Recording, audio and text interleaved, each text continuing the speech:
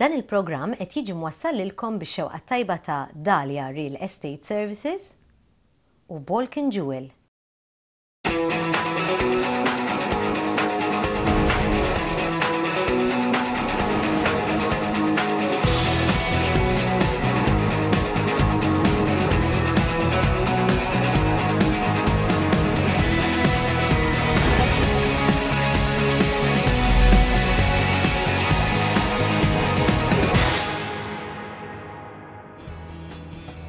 Inselmilkom u nilqakom għal-programm minn sensiela The House. Fil-programm tal-lejla għal darbohra sa nerġgħu nistidnukom tibqgħu magħna din in-nofsija li ġejja sa nżuru ftit proprjetajiet, sa nkomplu nitalmu iktar x'involvi meta tiġi biex tixtri proprjetà, hekk kif se niltaqgħu man-notara li għandna magħna u wkoll sa nkomplu naraw dak il-proġett li tajna lill-interior designer tagħna Nick Avellino. Għandna appartament fi stat finished imma li huwa arwien ħuta u allura permezz tiegħu sa jkollna propju innibsuh u niddekorawh. Ħafna affarijiet li jinvolvu proprjetajiet permezz tagħkom ukoll it-telespettaturi qegħdin inkunu nistgħu nirrispondu xi mistoqsijiet li tagħmlulna. U għaldaqstant ngħaddilkom il-Facebook page tagħna kif ukoll is-sit elettroniku fejn intom tistgħu tagħmlu kuntatt magħna. Inħallikom fil-kumpanija tan-nies professjonisti li għandna f'dan il-programm. Ibqgħu magħna. Nick, jiena eċitata isna ħanar maħalija l-flett li tajtek il-ġimgħa l-oħra biex tiddiżinjanna. Illum ħanaraw l-ispazju tal-kitchen, living u dining. X'għamilt, x'taħseb illi nistgħu ninkludu fih? Mela, din kif għattajt inti din hija d-diżin tal-open plan. Hawnhekk qassamna bil-sofan, coffee table, kċina, mejda b'6 siġġijiet u dan il-feature assistenti tal-ġipsu li għandna hemmhekk. Nixtieq nibda minn fuq il-kċina, dik hija l-iktar ħaġa fissa li għandna. Hawnhekk għandna built-in fridge freezer, hawnhekk għandna forno microwave inkorporat ġo unit, hawnhekk għandna cupboards ta' 45 cm, dawn huma żewġ settijiet ta' kxaxen ta' 60 cm l-wieħed, fuqhom għandna cupboard li jgħidulu bifold jinfetaħ fit-tnejn ta' 120 cm u dan huwa cupboard li jibqa' diħel sa mal-ħajt. Bħalu għamilna cupboard ieħor bifold pariġdan tal-istess is, però baqalna 18 cm spazju. Minflok ħlejnihom ħriġna bwajnrek hemmhekk, xi ħaġa prattika għal ġol kċina. Kif induru hawnhekk għandna dishwasher, prattiku wkoll għal ħajja tal-lum, hawnhekk għandna cupboard speċjali għas-sink u hawnhekk speċjalna f'cupboard ieħor ta' 45 cm ieħor. Tiskanta gwadanjajna kemm ġiet twila bej wieħed u ieħor hawnhekk. Hawnhekk għandek madwar 7 metri. Tajjeb ħafna, proset. Immorru forsi naraw ftit. Immorru naraw, il-kċina naraw eżatt kif iddiżinjajna. Hawnhekk għandna il-kċina li għażilt jien. Bażikament din hija kċina biba plain u jkollok il-grooves għal-handles, għax kif qed tara din hija kċina mingħajr handles. Sabiħa. Daħal subajk u tiftaħ hekk. Handles qatt ma jeżistu. U kulur x'għandna? Il-kuluri li għażilna huma daw it-tnejn. Għandna kannella u abjad. Il-kulur predominanti huwa l-abjad. Il-kannella ħatkun biss il-kaxxa ta' madwar il-fridge freezer u l-forn u l-microwave u x'kif ukoll xkaffa fuq u l-ixkafef tal-ġemp li ħajkunu dedikati għal winer. Sabiħ ħafna. Il-top ta' kċina? Il-kitchen top hawnhekk għalkemm qed jidher ċar, idealment nużaw wieħed skur bħal mudan. Sabiħ ħafna.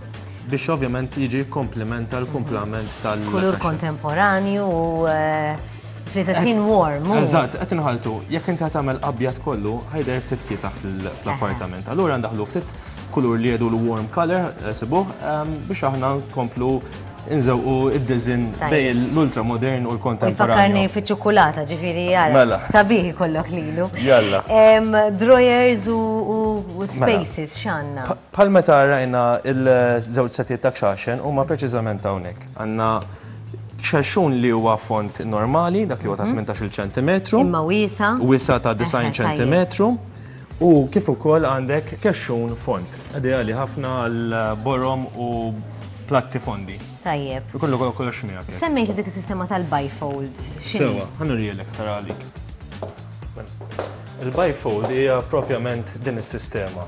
Cupboard jinġibed, jintewa fit-tnejn awtomatikament u tibqa' tolli. U hemmhekk ikollok il-cupboard tiegħek. Sistema moderna u tinsibuha prattika ħafna. Mela, din hija il-wall unit li ħanużaw, kif qed tinduna għandha l-istess skema ta' kuluri li huwa abjad u kannella. Tajjeb. Dan huwa kxaxen jiġi bis-soft close u ħajjiġu taħt il-feature li hemm ġa preparata tal-ġibsum. Proset, okej. U dan huwa s-sofan li għażilna.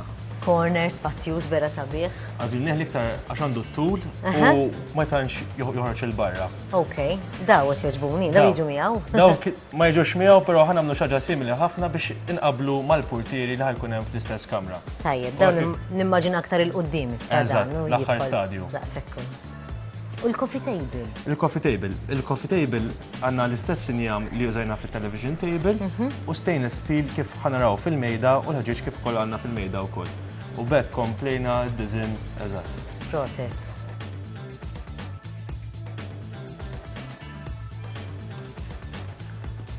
U din l-aħħar biċċa mara għall-open plan tagħna, il-mejda u s-siġġiet. Sabiħa. Nqattaw ħin. Għażilna siġġiet bojot, mejda trasparenti u saqajn li huma kannella. Dan hekk żewwaqna d-dizin kollu. Kċina bajda, b'daqsxejn kannella, televiġinier ta' abjad b'daqsxejn kannella u l-istess ħaġa fil-mejda. Maġġoranza bajda b'daqsxejn kannella. Naħseb il-ħġiġa wkoll tikkrea aktar isu spazju. Eżattament, għax kif għandna fil-coffee table ukoll, din dining table qabilniha mal-coffee table ukoll. Proset. Narawhom fil-post issa. Mela, John, urejnik 3 proprjetajiet, x'kienet sa issa l-esperjenza tiegħek? Kienet esperjenza tajba ħafna, l-ewwel nett tax tallimt. Jiena qabel ma kellix idea ta' xaw x'mawx fis-suq. Anke ġifieri l-fatt li dort 3 postijiet ħadd naqra idea anke tal-layout li kelli f'rasi jien, tal-square layout li għall-bidu konna qalbi maqtuwa ġifieri forsi mhux ħansib jew ħajkunu żgħar ħafna, imma sodisfatt ġieb li rajt. X'dejlek mill-prezzijiet? Huma within your reach? Quite within my reach, ejju. Rrid inġemma naqra iktar, imma hemmhekk qegħdin. Tajjeb. Kif mort ma l-aġent li beda jdawrek femek xi tħoss f'dan l-istadju li huwa l-istep li jmiss issa? Ma miegħu nħoss mort tajjeb ħafna għaliex spjega l-affarijiet sew anke kelli xi domandi fejn ma kont kważi naf xejn ġifieri. U naħseb li apparti li ovvjament jaf x'inhu jagħmel, imma jaf anke jispjega dak li jafu. Għax hawn min jiġi jaf ħafna affarijiet imma jafx jispjegahom. U anke l-postijiet li dawwarni naħseb li d-domandi li kelli weġibhom sew. Anke domandi li forsi ma ġewx frasi u kien jaf joħroġhom ġifieri. Tajjeb. Kellu l-esperjenza biżżejjed biex jaf first time buyer x'ikun qed ifittex u x'ikun ma jafx. Proset. Għajdli ftit fuq il-proprjetajiet li rajt x'ogħġbok x'mogħġbokx f'kull waħda minnhom. Iva, fil-penthouse oġobni ħafna d-dawl, xina nemmen li f'posti tkun hemm id-dawl, naturali ġifieri, apparti tal-elettriku. U oġbitna ħafna l-fatt li jidħol id-dawl u għalkemm mhix kbira ħafna, però għalija biżżejjed għax jiena għadni single u qed infittex jiġi post kif għadlek qabel hija square layout adjustable għalija. U oġbitni anke li penthouse ġifieri. X'mogħġbokx fiha kien hemm xi? M'oġbitniex naqra l-faċċata, il-veduta. Għax ħanajdok setat kienet aħjar. Anke il-post li qiegħda fih mhuwiex kwiet ħafna ħanajdu hekk, fimt? Però l-pija naħseb li hija kważi l-favorita. U l-oħrajn, x'tgħidli fuq il-proprjetà l-oħra tal-imrieħel? Tal-imrieħel oġbitni wkoll għal fatt li hija moderna ħafna u hija għandha biżejjed spazju anke fil-kitchen living ħanajtek fejn il-gallerija. Laqtitni wkoll għax qiegħda viċin ix-xogħol fejn naħdem jien, jiġifieri huwa vantaġġ ħafna. U anke l-fatt li qiegħda fit-triq li hija viċin ngħidu hekk iċ-ċentru kemm xejn, imma hija kwieta wkoll. Tajjeb, u taħattart?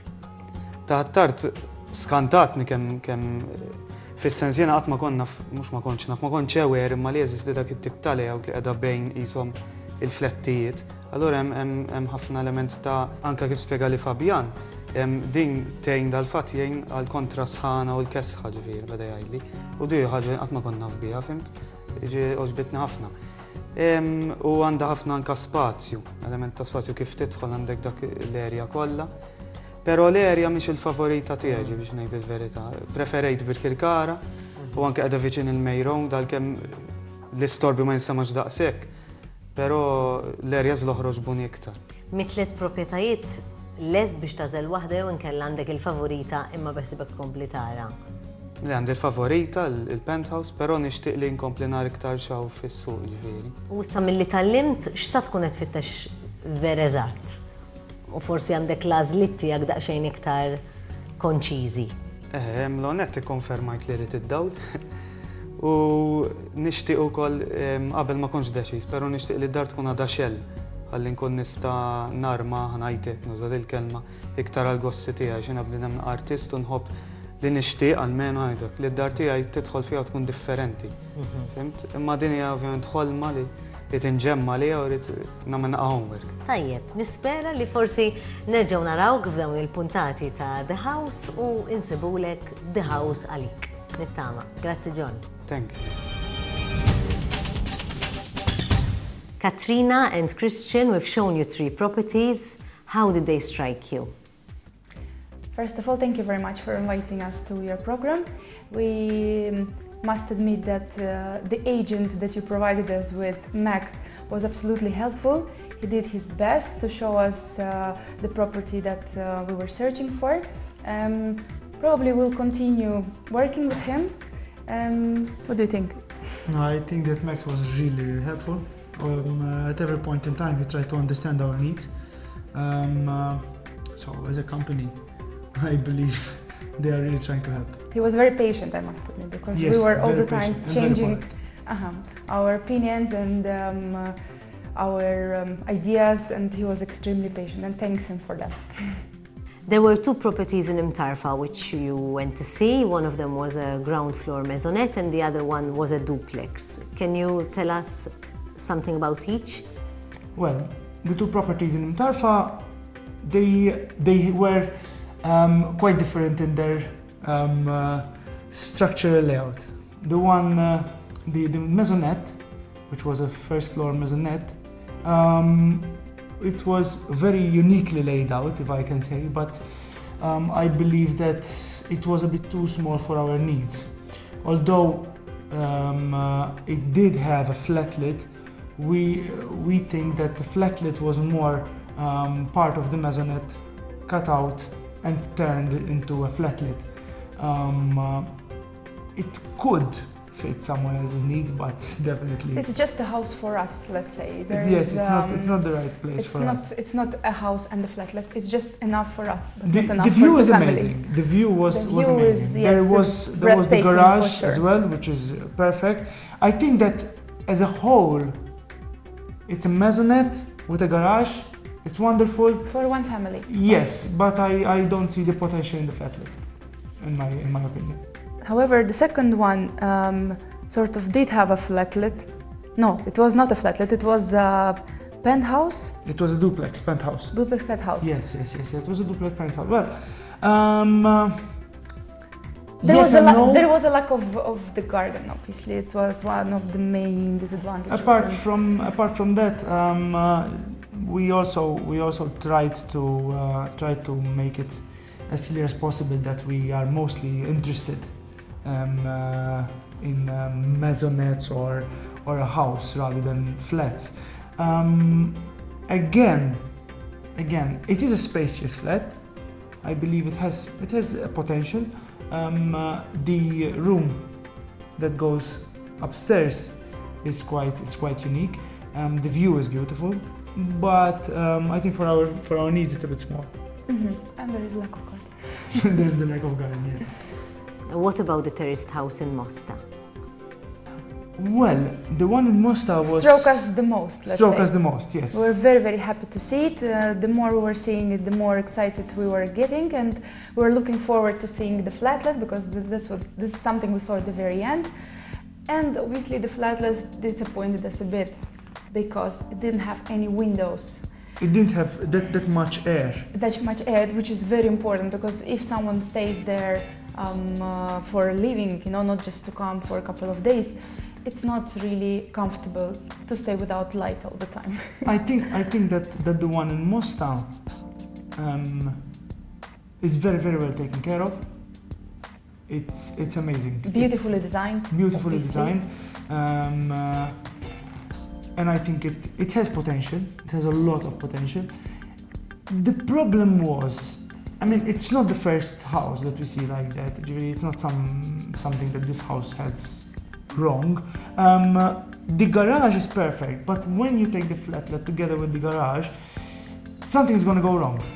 If you're parking the car, the fumes of the car are going to affect the flatlet. And we noticed that there is not much circulation of air.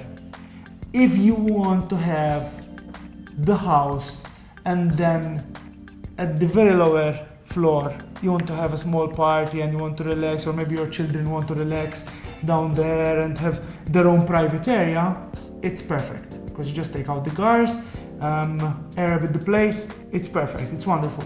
It has everything. And again, it's beautifully laid out. Yeah, but again, it's just a house for us. Yes, but for us, exactly, it's for us the house. And the beautiful entertaining area downstairs. We will find it very difficult to, as we said in the first interview, we are searching for a place for some, because my mother-in-law is going to come to live with us. So I don't see, in my opinion, okay, putting my mother-in-law in the basement at the back of a garage. So practically that's all. Do you feel ready to choose any house from these three, or would you like to continue viewing some more houses? I think we'll continue searching for the property of our dreams, and I hope Max will really help us in that. However, it was a very nice experience. We even enjoyed staying with our daughter, being filmed, and it will be a very nice memory for us. What do you think? Well, to add a bit to your words, I think Max did not stop helping us and contacting us. I mean, he's all the time contacting us, sending us new information, new ideas. Strictly speaking, I think every time he does call me, he's going to tell me, Chris, I have something new for you. You know, like, hey, there's something new. And every time we pass on the information, we tell each other what we like, what we don't like, you know, like he is getting the feel of it and he is understanding more and more what we need. And I think that one day we'll manage. Yes, we will manage. We hope it's in the very, very near future. It's just that we don't want to hurry up too much. I mean, choosing a house and with our needs, it's not something that... And what our budget has to be like for our ideas. Yes, sometimes Max tells us, listen, this is nice, but it might be a bit out of your budget, or this is a bit too dry for you. You might add a bit here, you might adjust a bit there, so it would be perfect. So we'll see. We'll keep on searching for now. Well, I wish you all the luck, and I hope we'll be able to see you in future programs. Thank you very much. Nixtieq nieħu mument u nintervista l-Annelies Mikallef li hija notar u magħha sa ngħaddu lilkom it-telespettaturi ftit informazzjoni għal min jixtieq jixtri jew ibih. Insellimlek Annelies kif inti? Tajba. Annelies, ħanibdew l-ewwel ir-rwol ta' notar fin kwantu ta' xiri u beħ ta' proprjetà. X'inhu? Mela Claire, propju ir-rwol ta' notar huwa ċentrali huwa l-fulkru fejn jidħol il-beħ u l-akkwist ta' proprjetà. In-notar jikkristallizza l-ftehim li jkunu laħqu l-partijiet. Mela l-partijiet ikunu ftehmu fuq set ta' kondizzjonijiet, il-prezz, it-terminu, ċertu kondizzjoni li jkunu importanti għall-partijiet u jtihom xejra legali. Jidhom x'huma l-obbligi, x'inhuma d-drittijiet tagħhom u da jiġi kollu kristallizzat, jiġi kollu miktub bil-konvenju mbagħad finalment fl-att tal-beħ. Ġifieri n-notar jigwida l-partijiet nistgħu ngħidu mill-bidu sal-aħħar tal-proċess. U ovvjament jintużaw il-kliem appropriat. Żgur, legal jargon ngħidulu. Daqshekk illi tikkunsidra il-liġi, daqshekk illi tajjeb ngħidu min forsi ma jifhimx ċertu affarijiet u n-notar ikun qed iniżżel jistaqsi dak il-ħin. In-notar għandu obbligu legali li jispjega lill-partijiet. Fil-fatt l-att finali, il-kuntratt irid ikun spjegat mhux biss moqri, imma spjegat il-partijiet. Ġifieri nħeġġeġ it-telespettaturi min ma jifhimx jisaqsi għax xi kultant hawn min joqgħod lura Claire ukoll min narawhom mill-esperjenza. Wieħed għandu jisaqsi kemm jista' sakemm ikun konvint u ċert fuq dak li qed jagħmel. Tajjeb, in-notar min jażlu min qed jixtri u min qed ibih? Mela, solitament in-notar jażlu l-kumpratur għaliex għax iħallas il-kumpratur, l-ispejjeż tan-notar u l-fi tan-notar. Ġifieri l-prassi, l-prattika hija li jażlu l-kumpratur. Però l-bejjieħ, jekk iħossu pereżempju komdu b'xi notar partikolari, jista' jażel li fuq il-kuntratt jew fuq il-konvenju jkun akkompanjat minn notar tal-fiduċja tiegħu wkoll. Ġifieri il-konvenju u l-kuntratt jagħmlu in-notar tal-kumpratur, però jista' jiġi assistit il-venditur minn notar tal-fiduċja tiegħu wkoll. Tajjeb, tix naraw ftit il-proċedura x'inhi? Mela wieħed jibda kif edna tidentifika l-proprjetà u taqbel bl-għajnuna anki tal-aġenti u għajnuni toħra li jista' jkollok fuq il-kondizzjonijiet tal-beħ. Li bieħ sa tixtri, ovvjament. Il-prezz, it-terminu, daw l-affarijiet. U mbagħad wieħed jersaq għall-konvenju. Kif edna fil-bidu l-konvenju qisu jikkristallizza l-ftehim li waslu għalih il-partijiet. Mela wieħed imur għand notar u jsir il-konvenju. Fil-konvenju. Skużani tal-interrupik, hemmhekk f'dak l-istat xi flus tittieħu miegħek? Mela tittieħu, solitament qed tieħu d-deposit. Id-deposit ġeneralment huwa ta' 10% tal-prezz. Mhijiex bil-liġi, ġifieri jkollna konvenji li jsiru jew mingħajr depositu, jew b'depositu ikbar jew b'depositu inqas. Ġifieri it's custom jadrawwa li wieħed jieħu 10%. Però l-maġġor parti tan-nies mill-ewwel jażbu fit-10%. Mela wieħed jieħu d-depositu u iktar importanti wieħed jieħu t-taxxa proviżorja. Mela, ma li jsir konvenju, irid jiġi reġistrat skont il-liġi fi żmien 21 ġurnata meta jiġi ddatat, meta jiġi firmat. Mela notar irid imur jirreġistrah bil-ħlas ta' taxxa. U t-taxxa hija kkalkolata 1% tal-prezz. Mela, dik it-taxxa mbagħad titnaqqas mit-taxxa finali li wieħed iħallas mal-kuntratt. Mela eżempju, persuna tixtri post u għandu t-taħħa jħallas it-taxxa bil-5%, per eżempju jisam il-residence, sewa, tħallas 1% minna mal-konvenju. U notar imur ħallas għal-Kummissarju ta' Taxxi Interni u qed jirċievi riċevuta mbagħad tal-las. Tajjeb. Mbagħad mal-kuntratt jitħallas il-bilanċ proprju tat-taxxa. X'tib ta' riċerki jkunu jridu jsiru meta wieħed ħajixtri proprjetà? Mela nistgħu ngħidu jsiru żewġ tipi ta' riċerki. Jsiru riċerki f'dak li jgħidu reġistru pubbliku, ġifieri riċerki fuq l-isem tan-nies li huma s-sidien tal-proprjetà.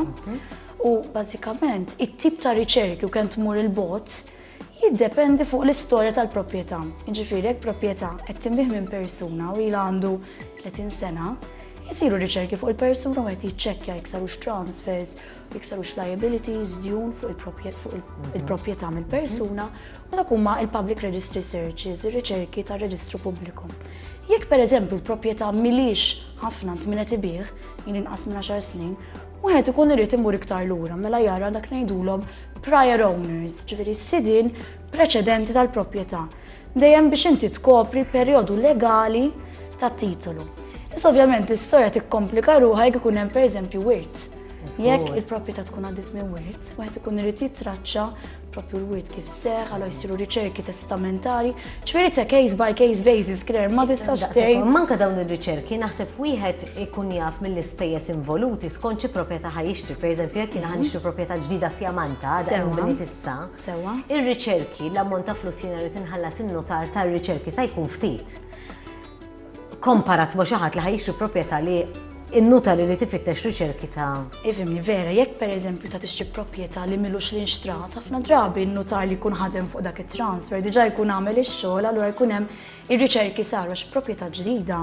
Jista' jkun li tkun inxtrat mingħand sidien li qed ilha għandhom ukoll, ġifieri t-titolu, wieħed ikun irid jintraċċah lura ħafna. Ġifieri diffiċli tiġġeneralizza, però dejjem in-notar jipprova kemm jista' jkun jimminimizza l-ispejjeż, però min qed jixtri jrid jifhem li daw ir-riċerki qed isiru finalment għall-benefiċċju tal-partijiet u speċjalment ta' min qed jixtri.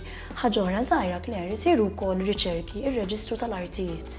Hemm reġistru ieħor li huwa aktar ibbażat fuq il-pjanti, fuq il-mapep tal-postijiet mela notar jiċċekkja f'daw iż-żewġ reġistri.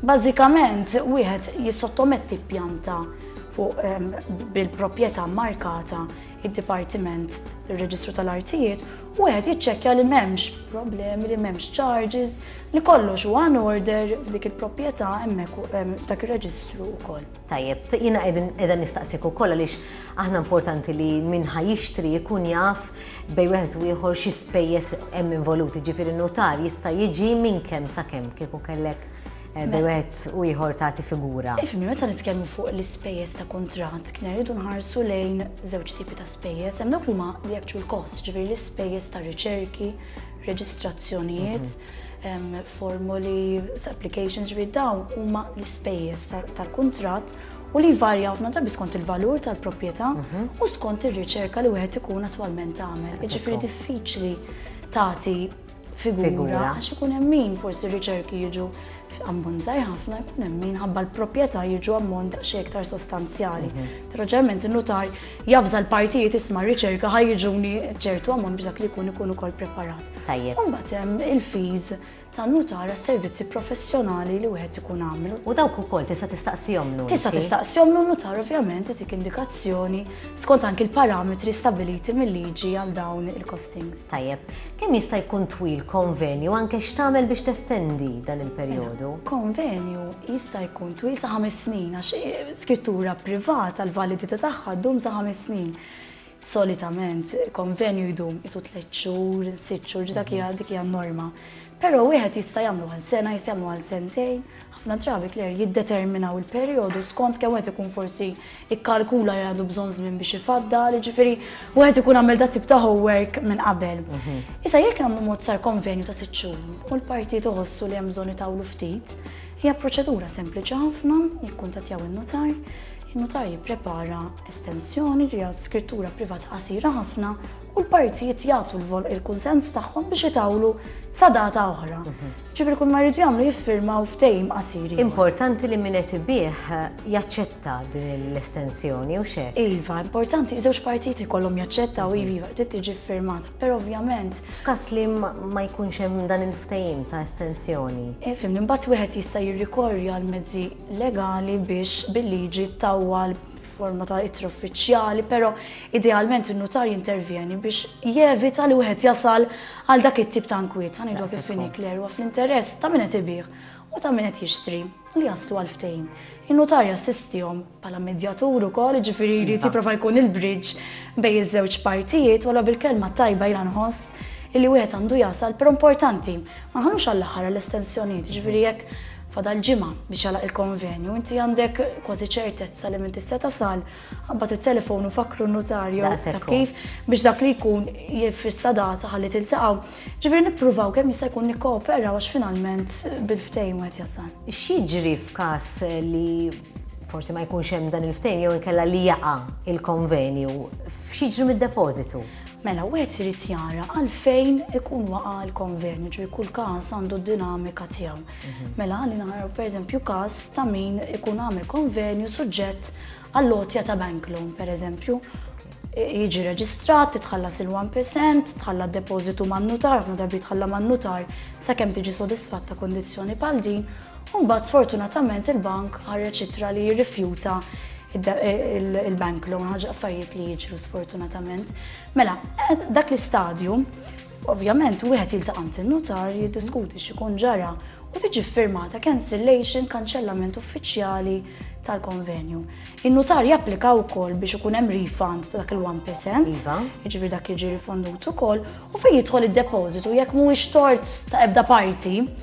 Dal-każ kienet kondizzjoni pereżempju li joħroġ il-bank loan biex wieħed jipproċedi, mela mbagħad ovvjament il-ftehim kien li jekk ma jipproċedix il-beħ, id-depożitu jiġi ritornat. Però wieħed irid jiddistingwi bejn każijiet fejn wieħed jitlaq mill-konvenju kapriċċjożament li mbagħad tiftaħ serje daqsxejn ta' problemi minn kundizzjonijiet oħra, minn sitwazzjonijiet oħra fejn wieħed joħroġ mill-konvenju proprju għax kundizzjoni ma ġietx sodisfatta. U naħseb li dawn huma kundizzjonijiet ukoll li jekk min qed jixtri jagħmilhom ċari fil-bidu waqt il-konvenju, jgħidlek isma' jiena l-ewwel irrid nara jekk itinix bank loan jew inkella l-ewwel irrid nara jekk hux ħajħroġ li dak il-permess.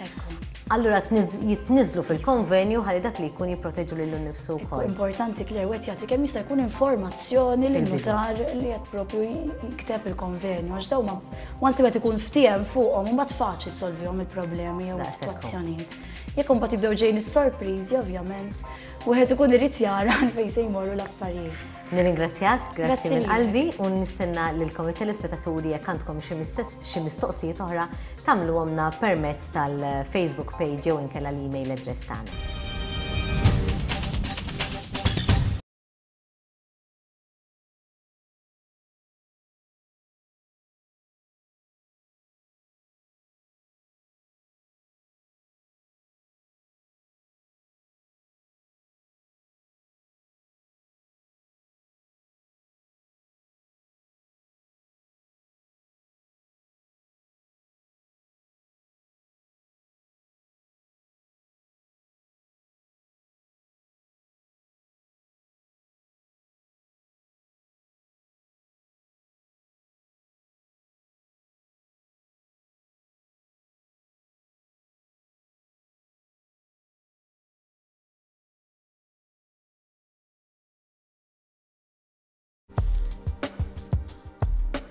Naħseb illi bħali minn puntata l-oħra qed titqanqlilkom din il-kurżità sew biex issegwu l-parteċipanti taraw jekk hux sa jixtru l-proprjetà jekk hux sa jsibu dak li verament qed ifittxu. Kif ukoll anke titqanqal ċerta kurżità biex naraw iżjed x'hawn fis-suq. Naħseb taqblu miegħi illi fejn tidħol proprjetà vera għandna xelta sabiħa u Malta u għandna nies biżżejjed biex anke jagħtuna l-pariri professjonali illi huma sintenditanti ikunu jafu dwaru. Allura jiena nagħmel l-appuntamenti għal magħkom bħallum ġimgħa kull nhar ta' tnejn fl-10:15 filgħaxija biex inkomplu għaddejjin din is-sensiela The House b'repetizzjoni il-ħadd fl-4 ta' nofsinhar. Grazzi u lejl tajjeb. The House jixtieq jirringrazzja lill-Orjenta u Keramid Bathroom Center għall-għajnuna tagħhom. Nixtieq nirringrazzja lill-sponsors personali tiegħi, lil Mango għall-ħwejjeġ, lil Eva Garden għall-makeup u Gino għall-prodotti tal-wiċċ, kif ukoll l-Alexanders għall-xari bi prodotti Paul Mitchell.